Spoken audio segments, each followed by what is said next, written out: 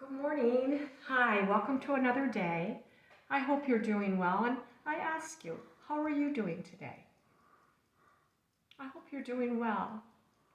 If you're a little run down, if you're a little tired, if you have a headache, if you're worried about something, yeah, such is life. But I come to you this morning with all the above, knowing that I can do all things, and I can have a good day. And that's what I'm going to have, a good day, because yesterday I had a great day.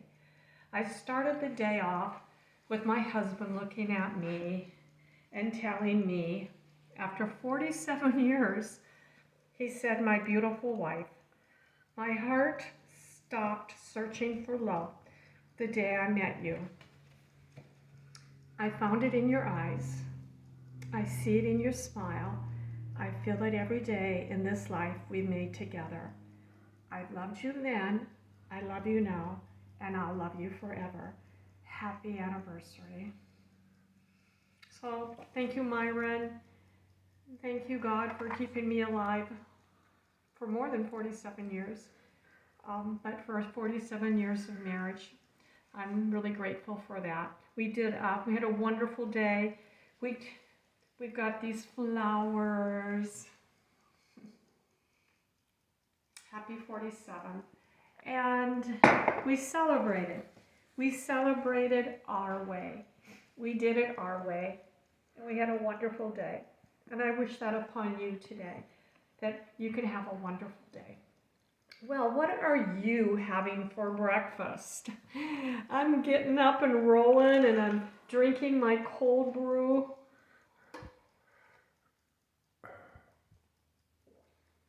Yeah, it's so yummy.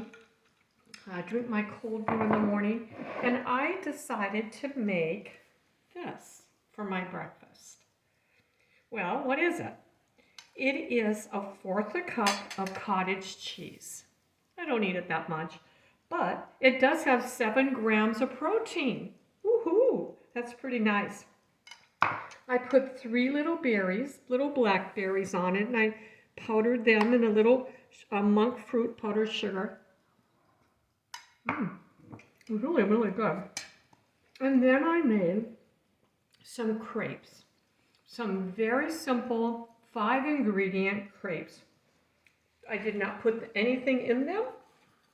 I rolled them up like lefse, if you're Norwegian or Scandinavian. Or if you like pancakes, but you can't eat them because they're too fattening, you can eat a crepe. And that's what I'm going to have today. And they're so good. So I decided that I'm going to teach today on how to make a fabulous crepe. I've been making crepes for a long time, just because I like them. And I like pancakes, but I actually like crepes better. So what we're going to do today is make a crepe. I'm going to give you, I think I'm going to give you 2 versions. I'm into numbers today. I'm into numbers. I'm going to give you version number 1. That's going to have 42 carbs. Version 2, that's going to have 17 carbs. And you know what? I approve both of these for my body.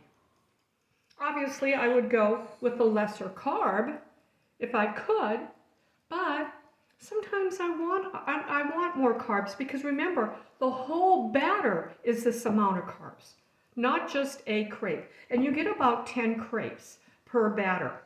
So, and if I were making a dish and I was really stuffing it with something substantial, like I like to do, like broccoli and chicken, I would probably go with the higher carb.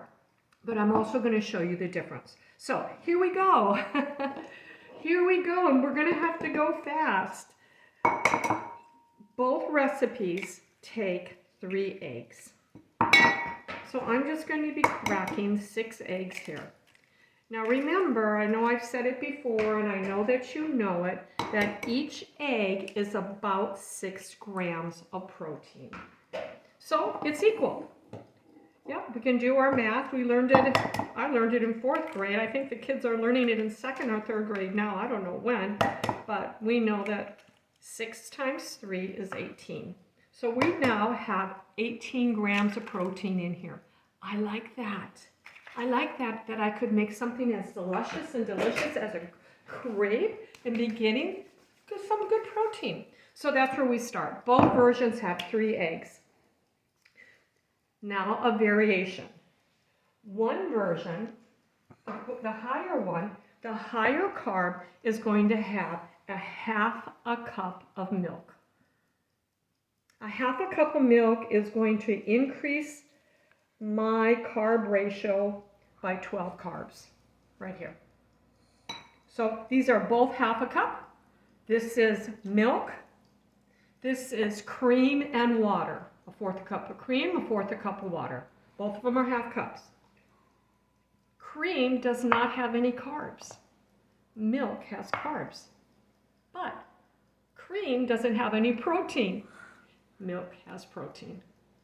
So when you're feeding your children, if your children can you have dairy, I would think that you would want to go with milk because you would want them to have protein. Those are 2 ingredients. The next is the same for both. It is 2 tablespoons of butter. And that has thickened a little bit, so I'm going to use my finger. 2 tablespoons of butter, so that's equal in both of them. I use grass-fed butter, and I'm going to wipe off my finger. Next, we're going to use the same ingredient in the crepe batters, and that is a teaspoon, 1, 2, 3, 1, 2, 3 of a good vanilla. And now the biggie. I bet you can almost guess. What does cake and pancakes and all those all have? Butter, cream, baking soda, baking powder, which we don't have, and oil, sugar. Notice there's no sugar here. There is no sugar in this recipe. Now we need flour. This is the separation between the 2. This is where you get more carbs. So I'm going to go with the higher carb first because it's going to take, both of them are going to take 6 tablespoons of some type of flour. I don't know where your brain goes, but my brain went to, why didn't they just tell me a half a cup or a third a cup or whatever? Why did it say 6 tablespoons? So I figured it out. Did you know that, you probably know this and maybe you don't care, but you know what 4-H taught me? Our home economics, well, wherever it was. 1 cup is how many tablespoons? 16. Do you remember that? 1 cup is 16 tablespoons, okay? So that means that a half a cup is going to be half of 16, 8 tablespoons. 8 tablespoons equal a half a cup. And a fourth a cup. A fourth a cup is 4 tablespoons. So the reason that I have to dig in my flour with my tablespoon measurement is there was no equivalent cup thing that I could use. So that's the reason. I'm going to use 6 tablespoons of flour. Now, really we're talking about gluten right now because you can get non-GMO organic flour with gluten. If you have a gluten intolerance, you wouldn't do this. But if you don't have a gluten intolerance, you could do this. But get the non-GMO. Look around in your flours. This King Arthur really caught my attention and I studied their website. But let's keep going. Here we go, 6. 1. Because I see my time is ticking away. 3, 4, 5, and 6. Okay? That, my friends, that is 42 grams of protein. I'm not even going to break down the flour right now, but I'm telling you these ingredients make 42 grams, of carbs. Take it back, carbs, 42 grams of carbs. So I decided to do a substitution. I took I need 6 tablespoons. I took 3 of the flour that had all-purpose flour that had gluten, and then I jumped over to the substitute. There's hardly any carbs in almond flour, just such a little bit. And that is what makes the difference, and I did 3. And that is my recipe right there for crepes. I like to add a little flaxseed. I just took ground up flaxseed. My oldest granddaughter, who's going to be 21, loves my pancakes since the age of 2. And she always asks, did you put the flaxseed in it? Thank you so much, Gabriella, for reminding me of flaxseed. Okay, you would put it in a bullet or whatever. You blend it up. And now you have your batter straight to your fridge. They say 20 minutes to chill it. I say chill it longer. And then I'm going to make you some crepes.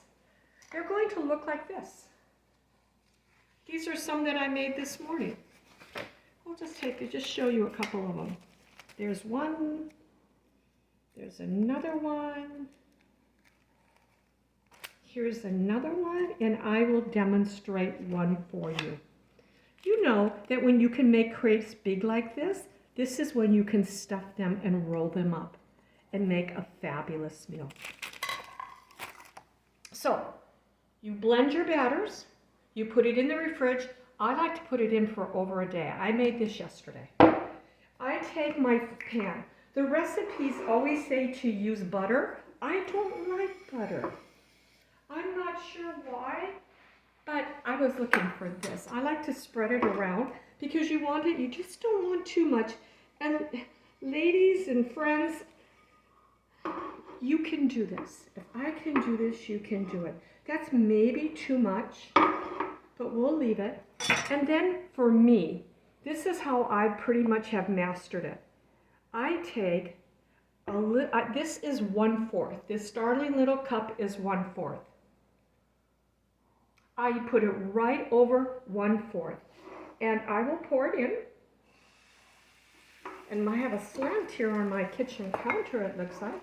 And I swirl it around. And that's how you get the thinness of a crepe. Now, I'm not sure this little thing is going to work that well for me, but we will see. And I'm just going to let it cook.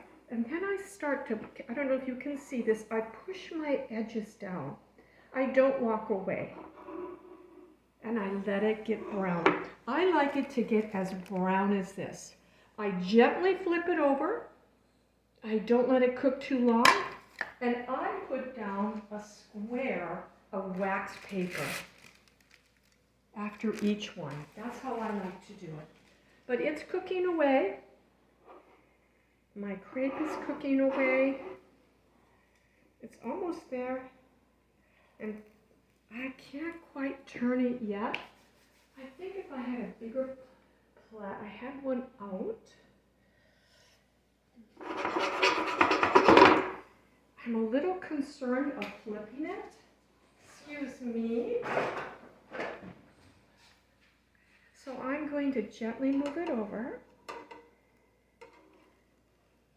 And I'm going to flip it. I'm going to let it get brown, but it's just about done. I'm going to put my wax paper down, and I'm going to take it out. And you will get about 10 crepes out of each one of these batters. So that's my demonstration for today. This is how I make a crepe. I love crepes because I love pancakes as a child.